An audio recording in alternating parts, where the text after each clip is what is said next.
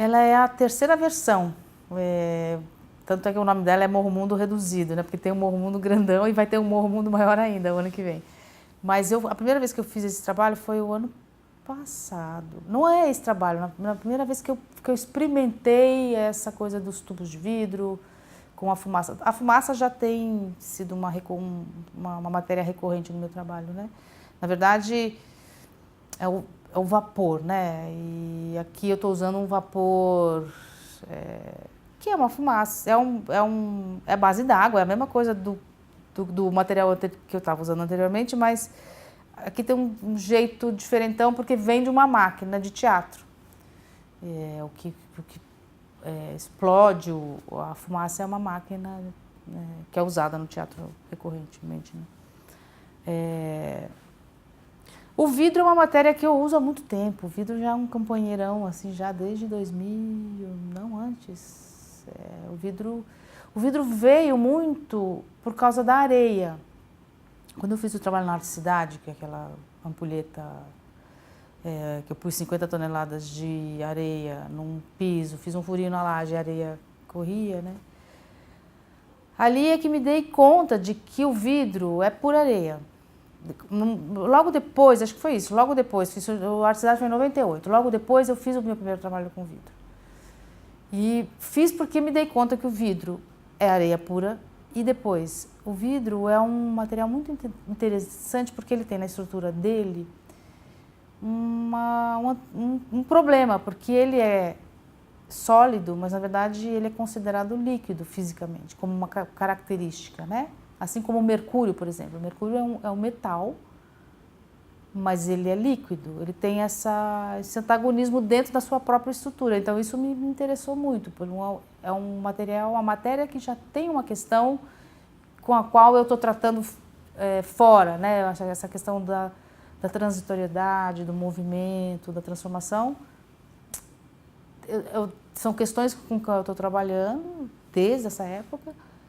E o vidro, então, é uma matéria que tem isso na sua estrutura, ele tem essa questão na estrutura, né? E aí os tubos, de onde vieram? Os tubos muito bem da experiência de ir na fábrica, eu estava desenvolvendo outras peças e aqueles tubos eu olhando, falei, um dia eu tenho que fazer um negócio com isso. Então foi muito desse convívio com a fábrica de vidro, e aí que apareceu o tubo, né?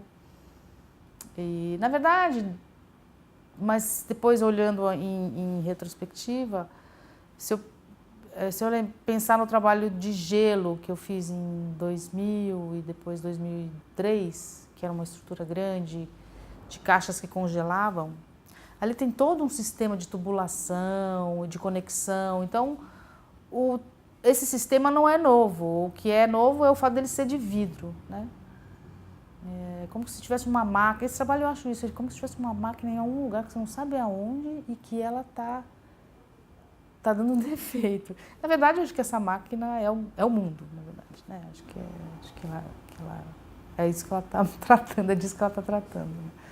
O próprio nome, Morro Mundo, o morro é muito mais verbo do que substantivo, né? Quer dizer, eu estou falando de uma coisa de que a gente está numa situação que a gente precisa abrir o olho, né? Quer dizer, então a gente está em risco, a gente está em perigo, né? Acho que o fato de ser essa tubulação e de vidro e ela está próxima do corpo, não é à toa, não é um descaso, sabe? Não é um descaso, por exemplo, aqui a questão da segurança, não, eles ficam preocupados, mas é de propósito, porque no sentido de que tem que alertar nossos corpos, a gente tem que estar alerta, a gente está em risco, a gente está em perigo, né? Assim, eu acho que você sabe que muito sem saber, eu li o livro do Davi Copenhauer, que é o índio, que fez um depoimento, eu nem li inteiro a ele ainda, estou lendo. E tem um depoimento que ele conta como é que é a situação da queda do céu, e aí o xamã explica qual é a visão, então diz que eles colocam umas estacas para segurar o céu, porque o céu está desabando, e quer dizer, essa é um pouco, essa notícia está nos dada faz tempo, né? Eu acho que tem uma coisa que a gente precisa mesmo. Curioso porque os outros trabalhos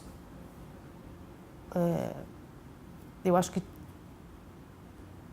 essa questão não estava tão urgente como é hoje, né? Mas eu acho que tem essa coisa, acho que todos os meus trabalhos têm um desejo da gente se conectar com algo que nós perdemos na vida, né? Eu acho que a gente tem uma estrutura, estamos vivendo no auge do capitalismo, né? Assim, na apoteose do capitalismo, e a gente já está vendo que isso deu errado e que para onde a gente vai, né? Quais são os caminhos que a humanidade vai ter que tomar. Eu acho que isso vai demorar muito tempo, né? Para a gente se conscientizar disso, né, da questão toda que nós aprontamos aqui, né, e as consequências disso. Então, eu acho que todos os meus trabalhos estão um pouco assim, né, nos provocando a pensar sobre a nossa relação com o mundo, né, o que nós somos aqui, o que estamos aqui, o que fazendo o quê, né. Você fez vocacional? Fiz vocacional. Meu Deus do céu. Já numa geração que eu nasci em 62, então eu entrei na escola, eu entrei no ginásio com 11 anos, fui entrar em 73, já em plena ditadura militar. Mas essa escola foi tão bem feita, ela era tão incrível, que ela conseguiu durar até o final do meu ginásio. Quando eu terminei o ginásio, aí teve uma nova reforma educacional, ainda sob o regime militar, mas já era final, né? Que aí acabou de vez, aí perdeu-se de vez, né? Se aquela escola tivesse continuado, nós seríamos um outro país. Era uma escola de Estado, né? Era uma escola modelo para ser implementada no estado de São Paulo inteiro. Nós seríamos outra civilização, não tenho a menor dúvida. Porque era uma escola pública,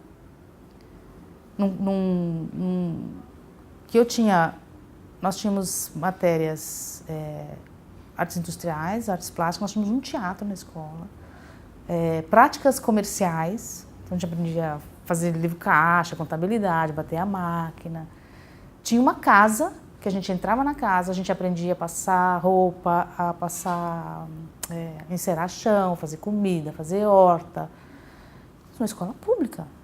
Fora as matemática, geografia, história, né? Quer dizer, imagina isso. A gente tinha uma sala de marcenaria que era impressionante. Eu, com 11 anos, enfrentei uma serra de fita, entendeu? Aquela máquina gigante, você com o olho, pondo né? Hoje, acho que os pais não deixariam com essa escola. Mas, assim, era um negócio incrível. Não é que... Aí tinha, assim...